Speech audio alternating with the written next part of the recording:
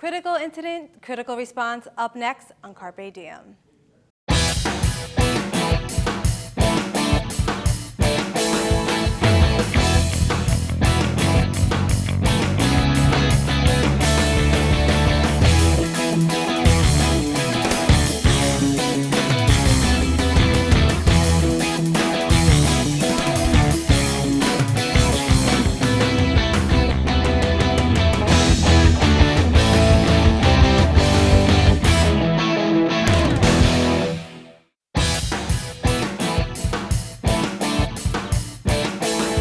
Hello and welcome to Carpe Diem. I'm Krystal Acosta, series producer. Today we have a special presentation of the documentary titled Critical Incident, Critical Response. On a cold winter day, we were approached by Lieutenant John Morella of the West Orange Police Department to participate and film one of the largest full-scale critical incident drills in New Jersey. By summer, we were filming a mock active shooter at Liberty Middle School in West Orange. Our students captured the gunfire, explosives going off, the wounded, and even hostages held up in the classrooms. Critical Incident, Critical Response is a first-hand look at how police, first responders, and other government agencies react when faced with a critical incident such as an active shooter. Our goal is to spread the word on the best ways for government agencies to prepare and deal more effectively and efficiently with these unfortunately all too common critical incidents that are sweeping our nation. Produced by our team and narrated by Captain Mark Kelly, whose wife, former Congresswoman Gabrielle Giffords, fell victim to a 2011 active shooter incident in Tucson, Arizona.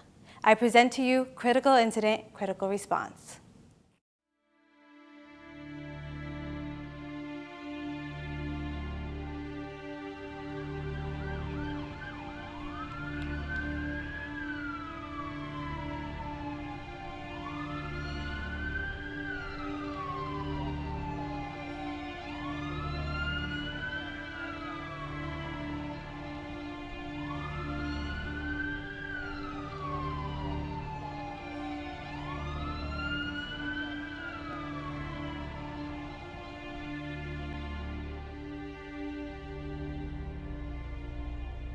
It was the start of a typical day at Liberty Middle School.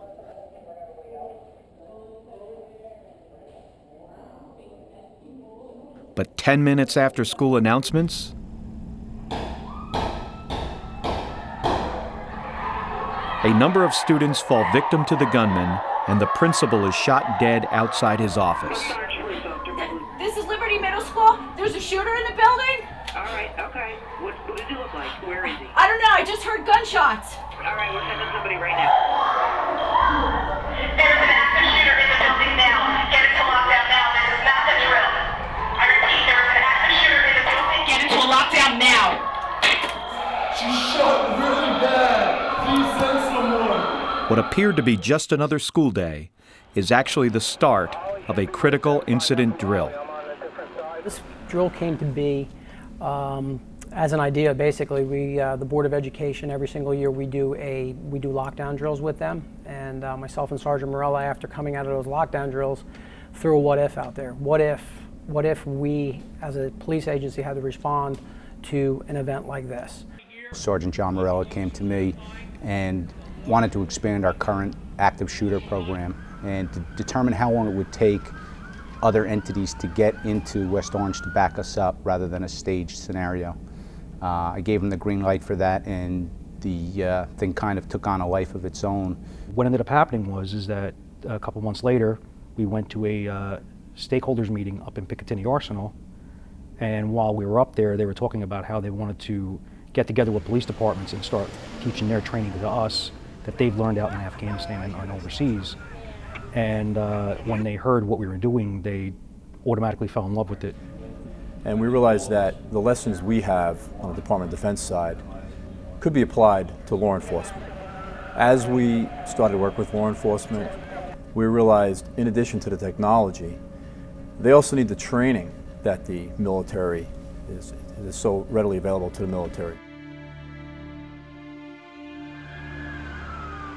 Months of planning for this drill led to this very moment when first responders arrive on the scene.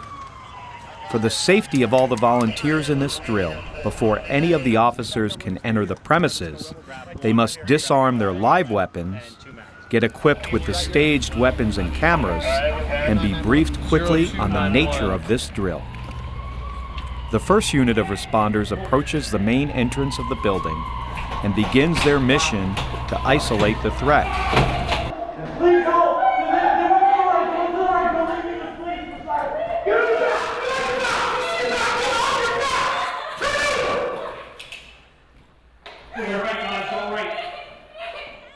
Outside, parents begin to arrive on the scene after receiving phone calls from loved ones inside. As soon as we get information, what does that mean? Unbeknownst to the responders, these parents are also volunteers who have been well informed of this drill since the planning stages.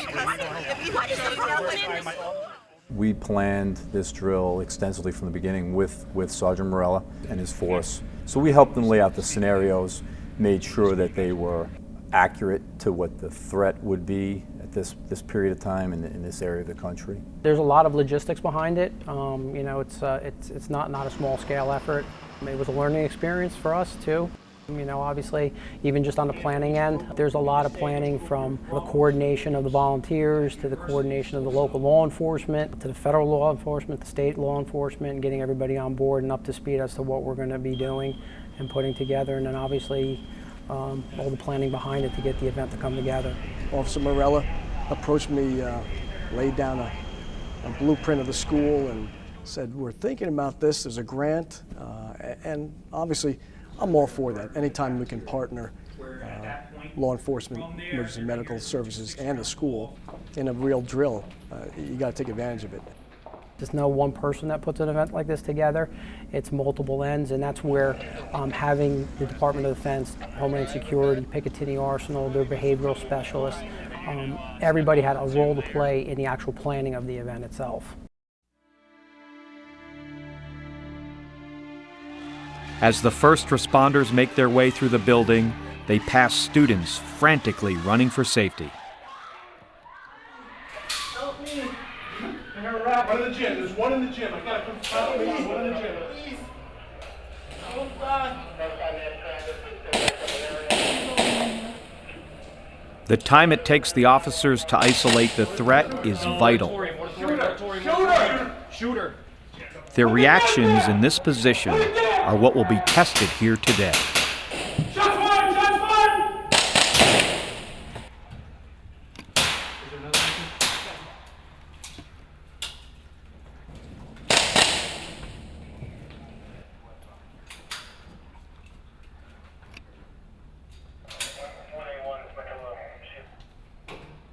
Behind the podium.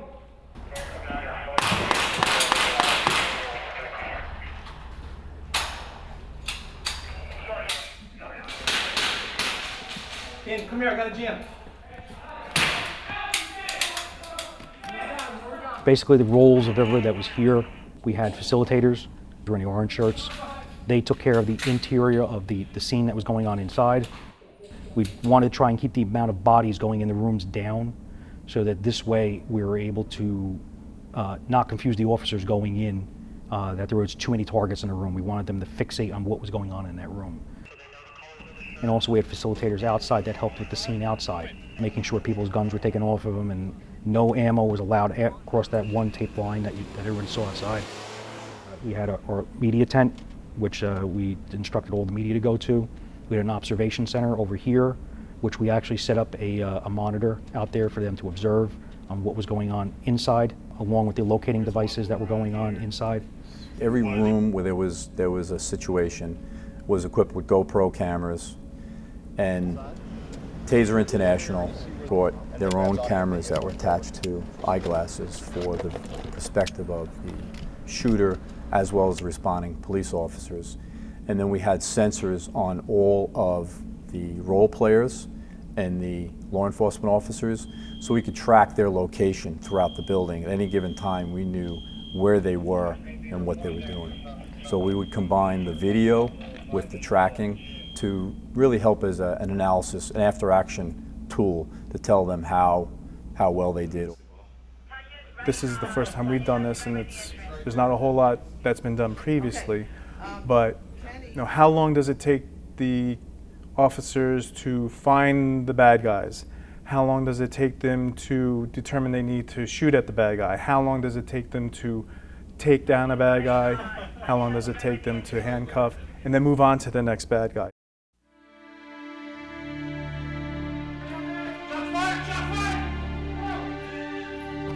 In a critical incident situation, the end goal is always to save lives and to eliminate the threat.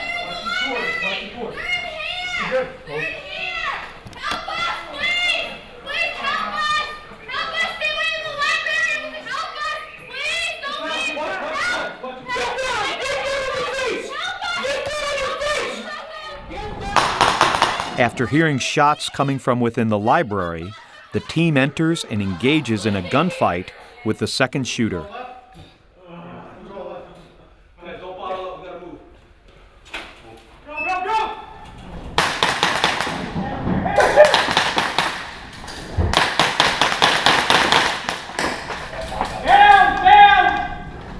Anybody hit? Shoot her down! Shoot her down! Also, I got a chest wound on Officer Berkery also. Meanwhile, another shootout happens in the gym. Have one here. That's somebody in the gym. You see your hands?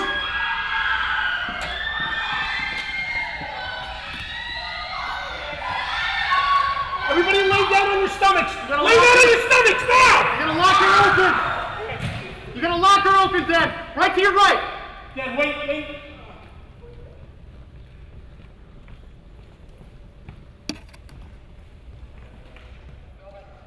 Everybody stay down on your stomachs till you're told to do so otherwise. Do you understand me? Everybody stay down on your bellies. The officers make their way to locate the third shooter as quickly as possible. Primarily what we did for the first 45 minutes was basically setting everything up, getting everything in order. We then accepted all the kids and the teachers. From there, we took them into the auditorium, did a briefing, explained to them exactly what was going to go on that day. We handed out basically scripts and what people are going to be responsible for. The first thing that we did when we showed up was that they brought us into makeup. So they gave us like our specific wounds they assigned us. So my specific role during the day was that I was out in the hallway. They poured sawdust all around me, which was supposed to represent the rest of the blood that I'd lost. We started hand placing them on where we want people to be. We placed our shooters in their rooms. We placed our victims in the hallways where we wanted them. And then from there, we then sounded off that this is where we're going to start. They then made the phone calls to the police department, and the event started from there. So that call was also made by a secretary who was in the office. We set up our scenario where we were meeting, myself, my assistant principal, and a secretary. We're meeting, and that's when the chaos started. I came out. They locked in the room and did their part. My assistant principal was the one that recognized the shooting, recognized what happened, and then made the all-call for lockdown for staff, telling them where the shooter was. Once the officers arrive at the cafeteria, they come face to face with the third active shooter.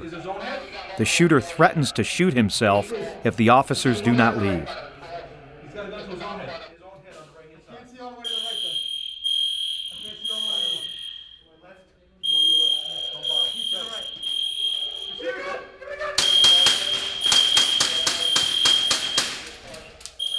Quickly, a shootout is initiated, and the officers are tested once again.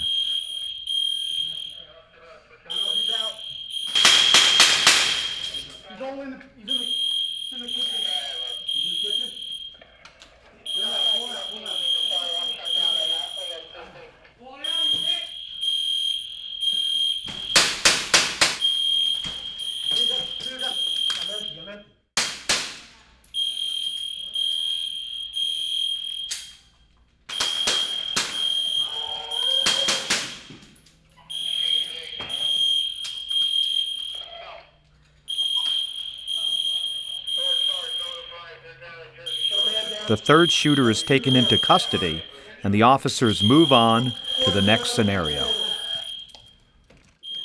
You want to try to keep it as real as possible, but you got to make it as safe as possible because it still is just a training drill. So there's elements of it that you can't build into it to make it as real as you want it. The weapons that were given out today were simunition weapons. Basically what they are is real live weapons that are actually made to expel paint rather than real bullets. They're regular bullets that are just made of like a waxy type of paint, so this way you could see it, and it moves at 400 feet per second, so it's a quick round, and it's basically the same as being hit by a bullet. The other things that were handed out were taser cameras. We tried to affix those to the people's heads, so this way we can get a good vantage point from what they saw, and also from what some of the followers saw, what the shooters saw, some of the victims. So we tried to cover it from every angle that we possibly could in that aspect of it. We've never come across anything this large that was done like this in our state, and I don't know of anybody in the nation that has done anything with the military on this end in a police fashion. Working closely with Picatinny and Homeland Defense, nobody at the federal level is aware of anything done at this level of magnitude. So I think, we really stepped up to the plate and accomplished quite a bit here. I have tremendous respect for my federal, county, and municipal counterparts coming together and making this happen. As one of the largest scale drills in an active shooter setting, no possible scenario is overlooked.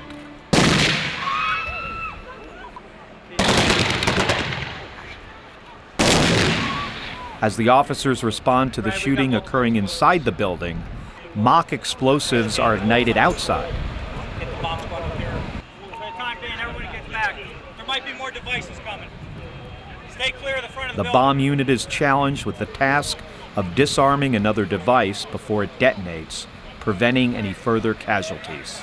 The data that was collected today was basically done from the behavioral specialist end, from the Picatinny Arsenal. Everything from GPS tracking in the environment, which would have been the school. So we have radio transmitters, and we place them on each of the police officers. We also place them on the shooters, we place them on the students, we place them on the teachers. And then we have sensors that are placed in each of the rooms. And through triangularization, the transmitters are picked up, and we can see where in the room those police officers might be, whether they're holding a formation, how they approached the shooters, and things like that. I don't think you can prevent school shootings, but you can prepare for it. This is meant to test our department, our partnering departments, county, state, federal, also with our school personnel, seeing if they're responding in the proper way. And what it enables us to do is to actually see a whole bunch of things that we do right, and to see also some things that we've done wrong. What we're looking to do in situations like this is for our guys to have the best opportunity available to be able to deal with the situation at hand within the schools, whether it's to get them long guns, whether it's to get SWAT teams, whether it's to give them more training, and even on the school staff's end, to try and keep the kids safe as long as they possibly can, and to keep them out of harm's way. What we hope to do with our military perspective is help them develop what we call tactics, techniques, and procedures, or TTPs. Help them develop TTPs that are appropriate to the given situation. And what we do, for instance, today is see how the officers came in, where were they looking, did they dwell on a victim, did they stop at a certain point, did they drop their weapon during the interaction with the shooters, did they say or act in a manner that maybe they should change. The first responders are being tested at every level. It is common in critical incidents for active shooters to take hostages in order to negotiate demands. The fourth shooter has taken 2 teachers hostage inside a second-floor classroom. The response team has located the shooter in the room and attempts to defuse the situation.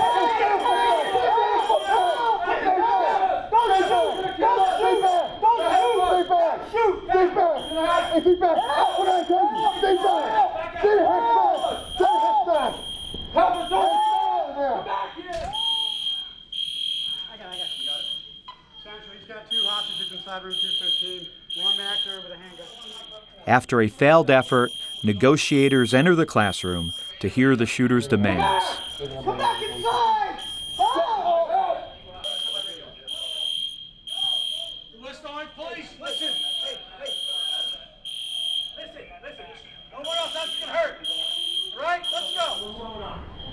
going on here right now is I'm in control. I got these two guys here. I'm going to start killing them unless you give me what I need. No, you know that's not going to happen. I'm not going to get stupid, and I know you don't want to either. You're a good person, Mark. You wouldn't have talked to me. You don't know me. Well, you wouldn't have talked to me if you weren't. Sometimes not all negotiations end the way the officers I hope. just shot one. I shot one. Don't shoot. Don't shoot. Drop the gun, Warren. You're going out. Come on, drop the gun. Drop it. Unfortunately, one hostage was shot, but the officers are able to take down the shooter and release the other hostage. Suspect down. Put suspect down. I feel there's a need for a drill like this for the main reason is that we want to be as fully prepared as we possibly can. I think it's important that we test the system. We test it to ensure that the response is as good as it can be. There's always going to be variables that you can't count on, and a wrench thrown into the mix. But that's why we respond the way we do. Children are our most precious resource, and parents entrust the school, the police, government. In a nutshell, they entrust government to stand in their presence while they don't and educate their children. But more important than education is their safety. And it's good for the community too, because it helps them feel secure in the fact that they're police officers and law enforcement and medical personnel. They all know what they need to do in an emergency situation. And it really puts it into perspective how serious one of these situations can get. And when you add people and students specifically with wounds, you see, well, this could happen if you don't take this seriously. You want to be able to give your guys the tools that they need in order to go into a school and handle a situation like this. Even though the shooters are eliminated, the drill is far from over. The first responders now enter a critical response period. Lay down, all right?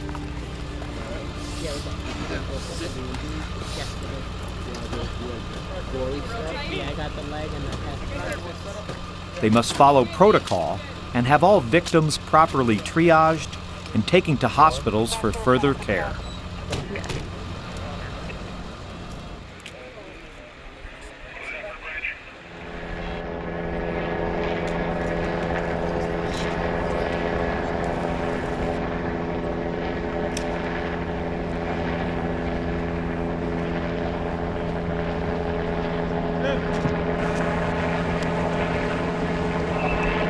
One of the things that impacted me today was we scripted every scenario. I knew what was going to happen in every room. I knew the role players. I knew the response times of the law enforcement organizations. I watched the bomb squad outside. When I saw the victims being carried out with the fake wounds, and I saw the cops responding, and their adrenaline was high, I got captured in the moment. I almost felt like it was real. And if you could participate in this to get that feeling, it helps with your training and awareness. I think they're going to learn a lot from what happened today. I think it was probably more realistic than they thought it would be. We're hoping to see, good things as well as bad. Getting police officers that don't normally work together, train differently, maybe even learn different tactics and techniques, thrown into the soup per se, and having to work together on the spur of a moment. The critical thing with law enforcement, again, even when we do this in the military, we identify gaps. Maybe it is a piece of technology we introduce. Maybe it is a change in tactics. And we train, we retrain to optimize their performance in these situations. With the drill completed, all personnel begin to return to the initial checkpoint to retrieve their firearms. Volunteers step out of character and begin to process the events of the day. The media is briefed on the drill by the team that put it together. Officers use during a situation like that, they've been trained on The data that had been collected and captured will be reviewed at a later time to determine where the strengths lie and what needs improvement. This is by no means the end, but the beginning of a bigger project, a project of preparation. You can never predict the future. Like I said, we can make the best plan and think it's the best thing in the world. You can always what if everything, but there's always going to be some sort of a snag no matter what type of plane that you have.